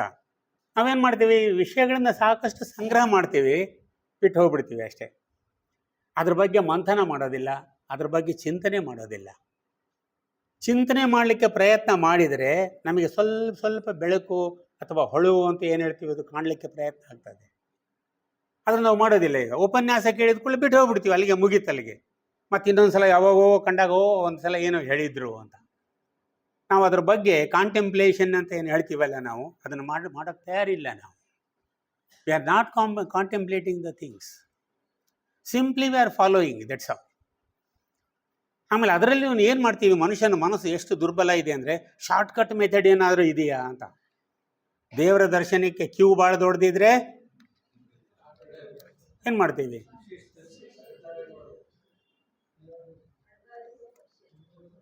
ಏನು ಮಾಡ್ತೀವಿ? ಇಲ್ಲ, ಅಡ್ಡದಾರಿ ಹಿಡಿತೀವಿ ಅಂದರೆ ಅದೇ ದುಡ್ಡು ಕೊಟ್ಟು ಏನಾದರೂ ಒಳಗೆ ಪ್ರವೇಶ ಸಿಗ್ತದೇನೋ ಅಂತ ಹುಡುಕ್ತೀವಿ. ನನಗೆ ಅದನ್ನು ಅವ್ರು ಉಪಯೋಗ ಮಾಡ್ಕೊತಾರೆ. 500 ರೂಪಾಯಿ ಟಿಕೆಟು, 1000 ರೂಪಾಯಿ ಸ್ಪೆಷಲ್ ಟಿಕೆಟು ಅದಕ್ಕೂ ಕೊಡ್ತೀವಿ. ನಾವು 1000 ರೂಪಾಯಿ ಕೊಟ್ಟು ದರ್ಶನ ಮಾಡಿದವನಿಗೆ ಏನು ಸಿಕ್ತೋ, ಅವನು ಕ್ಯೂನಲ್ಲಿ ನಿಂತವನಿಗೆ ದರ್ಶನ ಮಾಡಿದವನಿಗೆ ಏನು ಸಿಕ್ತೋ, ಇಬ್ಬರಿಗೂ ಏನೂ ಸಿಕ್ಕಿಲ್ಲ. ಇಬ್ಬರಿಗೂ ಏನಾಯ್ತೋ ಗೊತ್ತಿಲ್ಲ. ನಾವು ಈ ಸ್ಥಿತಿಯಲ್ಲಿದ್ದೀವಿ. ಒಂದ್ಸಲ ನಮ್ಮ ಧರ್ಮ ಎಲ್ಲಿಗೆ ಬಂದ್ಬಿಟ್ಟಿದೆ ಅಂದರೆ, ಒಂದ್ಸಲ ಗುರುವಾಯೂರಿನಲ್ಲಿ ಶ್ರೀಕೃಷ್ಣನ ದೇವಸ್ಥಾನ, ಆನೆ ಸಾಕಿದ್ರು ಅವರು. ದೇವಸ್ಥಾನದ ಆನೆ 2 ಗುಂಪುಗಳಾದವು. ಆನೆಗೆ ನಾಮ ಯಾವುದು ಹಾಕಬೇಕು ಅನ್ನೋದು ಪ್ರಶ್ನೆ ಅಲ್ಲಿ. ಒಂದು ಗುಂಪು ವಿ ಆಕಾರದಲ್ಲಿ ನಾಮ ಇರಬೇಕು ಅಂತ ಒಂದು ಗುಂಪು, ಇನ್ನೊಂದು ಗುಂಪು ಯು ಆಕಾರದಲ್ಲಿ ಇರಬೇಕು ಅನ್ನೋದು ಇನ್ನೊಂದು ಗುಂಪು. ಹೊಡೆದಾಡಿದ್ರು. ಕೊನೆಗೆ ಎಲ್ಲಿಗೆ ಹೋಯ್ತು ಕೇಸು? ಕೋರ್ಟಿಗೆ ಹೋಯ್ತು, ಸುಪ್ರೀಂ ಕೋರ್ಟಿಗೆ ಹೋಯ್ತು. ಪಾಪ ಅದು ಆನೆ ಸುಮ್ಮನೆ ನಿಂತ್ಕೊಂಡಿತ್ತು. ಅದು ಯು ಹಾಕಿದ್ರು ಅಷ್ಟೇ, ವಿ ಹಾಕಿದ್ರೆ. ಆನೆಗಿದ್ದ ಬುದ್ಧಿ ನಮಗಿಲ್ಲ. ಇದು ನಮ್ಮ ದುರಂತ, ಇದು ನಮ್ಮ ದುರಂತ. ಅದು ಸುಮ್ಮನೆ ನಿಂತ್ಕೊಂಡು ಏನು ಹಾಕ್ಸಿದ್ರು ಆಗ್ತದೆ, ಇಂಟು ಹಾಕಿದ್ರು ಹಾಕ್ಸೋಂತೈತೆ. ಅದು ಏನೋ ಹಾಕ್ತಿದ್ರು ಸುಮ್ಮನೆ ಇರ್ತೈತೆ, ಅದು ಏನು ತರಲೆ ಮಾಡಲ್ಲ ನಮಗೆ, ಯಾಕೆ ಹಾಕಲಿಲ್ಲ ನನಗೆ ಇವತ್ತು ಅಂತ. ಆದರೆ ನಾವು ಸುಪ್ರೀಂ ಕೋರ್ಟ್ವರೆಗೆ ಹೋದ್ವಿ ಬುದ್ಧಿವಂತರು, ಯಾಕಂದ್ರೆ ಎಲ್ಲ ವೇದಾಧ್ಯಯನ ಮಾಡಿಕೊಂಡಿದ್ವಲ್ಲ ನಾವು. ಅದರಲ್ಲಿ ಹಾಗೆ ಹೇಳಿದೆ, ಇದರಲ್ಲಿ ಹೀಗೆ ಹೇಳಿದೆ ಅಂತೇಳಿ ನಾವು ಸುಪ್ರೀಂ ಕೋರ್ಟ್ವರೆಗೆ ಹೋಗಿ ಪ್ರಯತ್ನ ಮಾಡಿ ಬಂದ್ವಿ. ಅಲ್ಲ, ಇಂಥ ದುರಂತ ನಮ್ಮಲ್ಲಿ ಇದೆ ಅಂದರೆ ಅರಿವು ಎಲ್ಲಿಂದ ಬರಬೇಕು ಹೇಳಿ? ಯಾರಿಂದ ಬರಬೇಕು? ನಮ್ಮಲ್ಲೇ ಬರಬೇಕು ಹೊರತು ಬೇರೆಯವರಿಂದ ಬರಲಿಕ್ಕೆ ಸಾಧ್ಯ ಇಲ್ಲ. ಇದನ್ನು ಕೃಷ್ಣಮೂರ್ತಿಯವರು ಹೇಳ್ತಾ ಬಂದರು. Try to understand yourself, open your mind.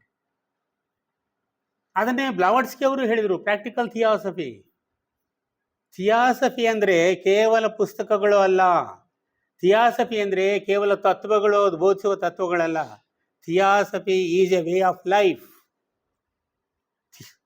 Theosophy ಅನ್ನೋದು ಒಂದು ಜೀವನ ಕ್ರಮ. ನಾನು ಹೇಗೆ ಜೀವಿಸ್ತೀನಿ ಅನ್ನೋದು ಥಿಯಾಸಫಿ. ಥಿಯಾಸಾಫಿಕಲ್ ಸೊಸೈಟಿಗೆ 50-100 ರೂಪಾಯಿ ಕೊಟ್ಟು ಮೆಂಬರ್ ಆದ್ರೆ ಥಿಯಾಸಫಿಸ್ಟ್ ಅಲ್ಲ. ನಮ್ಮನ್ನು ಈಗ ಎಷ್ಟಿದ್ದಾರೆ ನಮ್ಮ ಥಿಯಾಸಾಫಿಕಲ್ ಸೊಸೈಟಿ ಮೆಂಬರ್ಸು ಇಡೀ ಜಗತ್ತಿನಲ್ಲಿ?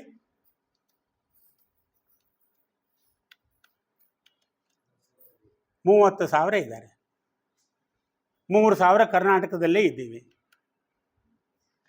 ಹೌದ್ರಾ? ಇಷ್ಟು 140 ಕೋಟಿ ಜನರಲ್ಲಿ ನಾವಿರೋದೆಷ್ಟು? 30,000 ಇಡೀ ಜಗತ್ತಿನಲ್ಲಿ. ಏನು ಮಾಡೋಕ್ಕೆ ಸಾಧ್ಯ? ಆದರೆ ಒಬ್ಬ ನಿಜವಾದ ಥಿಯಾಸಫಿಸ್ಟು ಇಡೀ ಸಮಾಜವನ್ನು ಬದಲಿಸಲಿಕ್ಕೆ ಸಾಧ್ಯ. ಅಂದರೆ ಯಾವಾಗ? ನಿಜವಾದ ಥಿಯಾಸಫಿಯ ಜೀವನ ಪಾಲಿಸ್ತಾ ಇದ್ದರೆ. ಥಿಯಾಸಫಿ ಜೀವನ ಎಂಥದ್ದು? ನಮ್ಮ ಮನೆ, ಪ್ರೇಮ, ಅಂತಃಕರಣ, ದಯೆ, ಇವೇ ಬೇಸಿಕ್ ಪ್ರಿನ್ಸಿಪಲ್ಸ್ ನಮಗೆ ಬೇಕಾಗಿರೋವು. ಈಗ ಎಲ್ಲಿವರೆಗೂ ನಮ್ಮ ಜೀವಿತ ಬಂದಿದೆ ಅಂದರೆ, ಯಾರಾದರೂ ಎದುರಿಗೆ ಕಣ್ಣಪ್ಪ ನಮಸ್ಕಾರ ಅಂದ್ರೆ ಮುಖ ತಿರ್ಕೊಂಡು ಹೋಗೋದು. ಮುಖದ ಮೇಲೆ ಒಂದು ಸಣ್ಣ ನಗು ಇನ್ನೊಬ್ಬ ವ್ಯಕ್ತಿಯ ಜೀವನವನ್ನೇ ಬದಲಾಯಿಸಬಹುದು. ಆ ಸೌಹಾರ್ದತೆ, ಆ ಅನುಕಂಪ ನಮ್ಮಲ್ಲಿ ಇದೆಯಾ? ಅದರ ತತ್ವಗಳೆಲ್ಲ ಗೊತ್ತಿದೆ ನಮಗೆ. ದಯೆ, ಅಂತಃಕರಣ, ಕರುಣೆ ಎಲ್ಲ ಇರಬೇಕು ಅಂತ. ಆಚರಣೆ ಎಲ್ಲೂ ಯಾವುದೂ ಇಲ್ಲ. ಅದಕ್ಕೆ ಮಹಾತ್ಮರು ಒಂದು ಕಡೆ ಬರೀತಾರೆ, ಥಿಯಾಸಫಿಸ್ಟರ ಮನೆ ನಂದಗೋಕುಲವಾಗಿರಬೇಕು. ನಂದಗೋಕುಲವಾಗಿರಬೇಕು. ಸಂತೋಷ ಎಲ್ಲ ಕಡೆ ತುಂಬಿರಬೇಕು. ನಾವು ಇಲ್ಲಿ ಸಹೋದರರು ಅಂತ ಹೇಳ್ತೀವಿ. ಸಹೋದರ ನೋಡಿ, ಎಷ್ಟು ನಾವು ಶಬ್ದಗಳನ್ನು ಪ್ರಯೋಗ ಮಾಡಬೇಕಾದ್ರೆ ಸಹೋದರ ಸಹೋದರಿಯರೇ, ಏನಾದ್ರು ಭಾವ ಇದೆಯಾ ನಮ್ಮಲ್ಲಿ? ಅದು ಆಮೇಲೆ ಇನ್ನೂ ಕೆಲವು ಕಡೆ ಯೂಸ್ ಮಾಡ್ತಾರೆ, ನಿಮ್ಮ ಅಂತರಂಗದಲ್ಲಿರುವ ಚೈತನ್ಯಕ್ಕೆ ನಾನು ನಮಸ್ಕರಿಸುತ್ತೇನೆ. ಅರೆ ಇವನ ಭಾಷಣಕಾರ ತನ್ನ ಅಂತರಂಗನೇ ನೋಡ್ಕೊಂಡಿಲ್ಲ, ಇನ್ನು ಕುಳಿತವರೆಲ್ಲ ಅಂತರಂಗ ನೋಡ್ಕೊಂಡು ನಮಸ್ಕಾರ ಮಾಡ್ತೀನಿ ಅಂದ್ರೆ ಏನದು ಅರ್ಥ?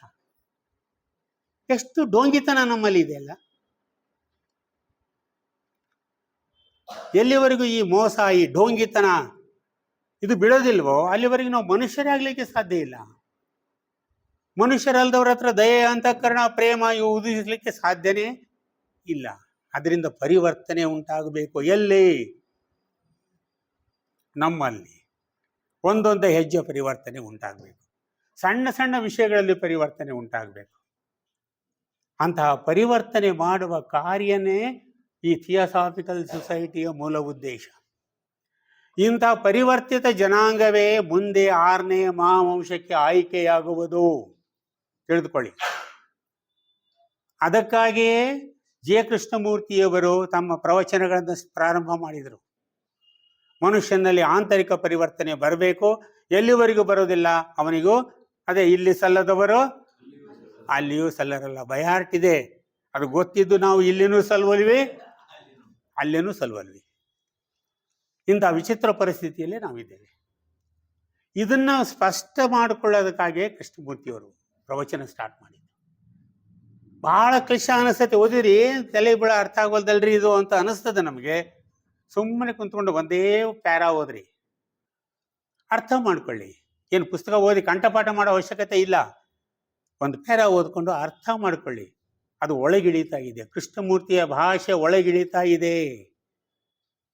ಇಲ್ಲಿವರೆಗೂ ನಾವು ಮಾಡಿದ್ದು ಪಾಂಡಿತ್ಯ ಕೇವಲ ತಲೆಯಲ್ಲಿ ಉಳ್ಕೊಂಡಿದೆ, ಒಳಗಿಡಿದಿಲ್ಲ. ಒಳಗಿಡಿದಿದ್ರೆ ಇವತ್ತಿನ ಈ ಜಗತ್ತು ಬೇರೆ ರೀತಿಯಾಗಿರ್ತಿತ್ತು. ಕೃಷ್ಣಮೂರ್ತಿಯವರು ಬರುವ ಅವಶ್ಯಕತೆ ಕೂಡ ಇರಲಿಲ್ಲ. ಆದ್ದರಿಂದ ಇದು ಪರಿವರ್ತನೆಯ ಯುಗ. ಈ ಪರಿವರ್ತನೆಯ ಯುಗದಲ್ಲಿ ನಾವು ಪರಿವರ್ತನೆಗೆ, ನಮ್ಮಲ್ಲಿ ಆಂತರಿಕ ಪರಿವರ್ತನೆಗಾಗಿ ಪ್ರಯತ್ನ ಮಾಡಬೇಕು. ಒಂದೊಂದೇ ಹೆಜ್ಜೆ ಮುಂದೆ ಹೋಗಬೇಕು. ಎನ್ ಶ್ರೀರಾಮರು ಹೇಳ್ತಾರೆ, ಇದು ಒಂದು ಒಳ್ಳೆಯ ಅವಕಾಶ ಮಾನವ ಜನಾಂಗಕ್ಕೆ ಅಂತ. ಅದನ್ನೇ ಕೃಷ್ಣಮೂರ್ತಿಯವರು ಬಂದು ಹೇಳಿದರು. ಆದರೂ ಇನ್ನೂ ನಾವು ಆ ದಿಶೆಯಲ್ಲಿ ಮುಂದುವರಿತಾ ಇಲ್ಲ. ಆದ್ದರಿಂದ ಯಾವುದೇ ಧರ್ಮ ಜಾತಿ ಪಂಥ ಇದು ಯಾವುದಕ್ಕೂ ಸಂಬಂಧ ಇಲ್ಲ. ಆಂತರಿಕ ಪರಿವರ್ತನೆ ಬಹಳ ಮುಖ್ಯವಾದದ್ದು. ಸಣ್ಣ ಸಣ್ಣ ಪ್ರಯತ್ನ. ಮಂಡಿಗೆ ಹೋಗಿ ಯಾರಾದರೂ ಕಂಡ್ರೆ ನಮಸ್ಕಾರ, ಚೆನ್ನಾಗಿದ್ದೀರಾ ಅಂದರೆ ಏನೂ ಆಗೋದಿಲ್ಲ. ಬಸವಣ್ಣನೂ ಹೇಳ್ದ, ಬನ್ನಿ ಕುಳ್ಳಿ ಎಂದರೆ ನಿಮ್ಮ ನೆಲ ಕುಳಿ ಬಿದ್ದು ಹೋಗುವುದೇ ಅಂತ. 700-800 ವರ್ಷ ಆಯಿತು. ಇನ್ನು ನಮ್ಮ ನೆಲಕ್ಕೆಲ್ಲ ಪರ್ಸಿ ಹಾಕಿಸಿ ಯಾರು ಕುಂದ್ರಲಾರ್ದಂಗೆ ನೋಡ್ಕೊತಾ ಇದ್ದೀವಿ. ಮತ್ತು ಬಸವಣ್ಣನ ಫೋಟೋ ಹಾಕಿ ಪೂಜೆ ಮಾಡ್ತೀವಿ. ಇದು ವಿರೋಧಾಭಾಸ ಹೌದೋ ಅಲ್ವೋ? ದ್ವಂದ್ವ ಹೌದೋ ಅಲ್ಲ? ನಮ್ಮಲ್ಲಿ ಹೇಳುವುದು ಒಂದು, ಮಾಡುವುದು ಇನ್ನೊಂದು. ನಾವು ಇದೇ ಪರಿವರ್ತನೆ, ಇದೇ ಆಂತರಿಕ ಅರಿವು, ಈ ದಿಶೆಯಲ್ಲಿ ನಾವು ಪ್ರಯತ್ನ ಮಾಡ್ತಾ ಇಲ್ವಲ್ಲ ಅಂತ. ಅದನ್ನೇ ಕೃಷ್ಣಮೂರ್ತಿಯವರು ಬಹಳ ವಿಚಾರಗಳಿದೆ ಅವರು ಹೇಳೋದಕ್ಕೆ. ನನಗೆ ಕೊಟ್ಟಂಥ ಸಮಯ ಮುಗಿತಾ ಬಂತು. ಆದ್ದರಿಂದ ಕೃಷ್ಣಮೂರ್ತಿಯವರ ಟೀಚಿಂಗ್ಸಿಗೆ ತನ್ನದೇ ಆದಂಥ ಮೌಲ್ಯ ಇದೆ ಈಗಿನ ಜಗತ್ತಿಗೆ. ಈಗಿನ ಯುವ ಜನಾಂಗಕ್ಕೆ ಅದು ತುಂಬ ಬೇಕಾಗಿದೆ.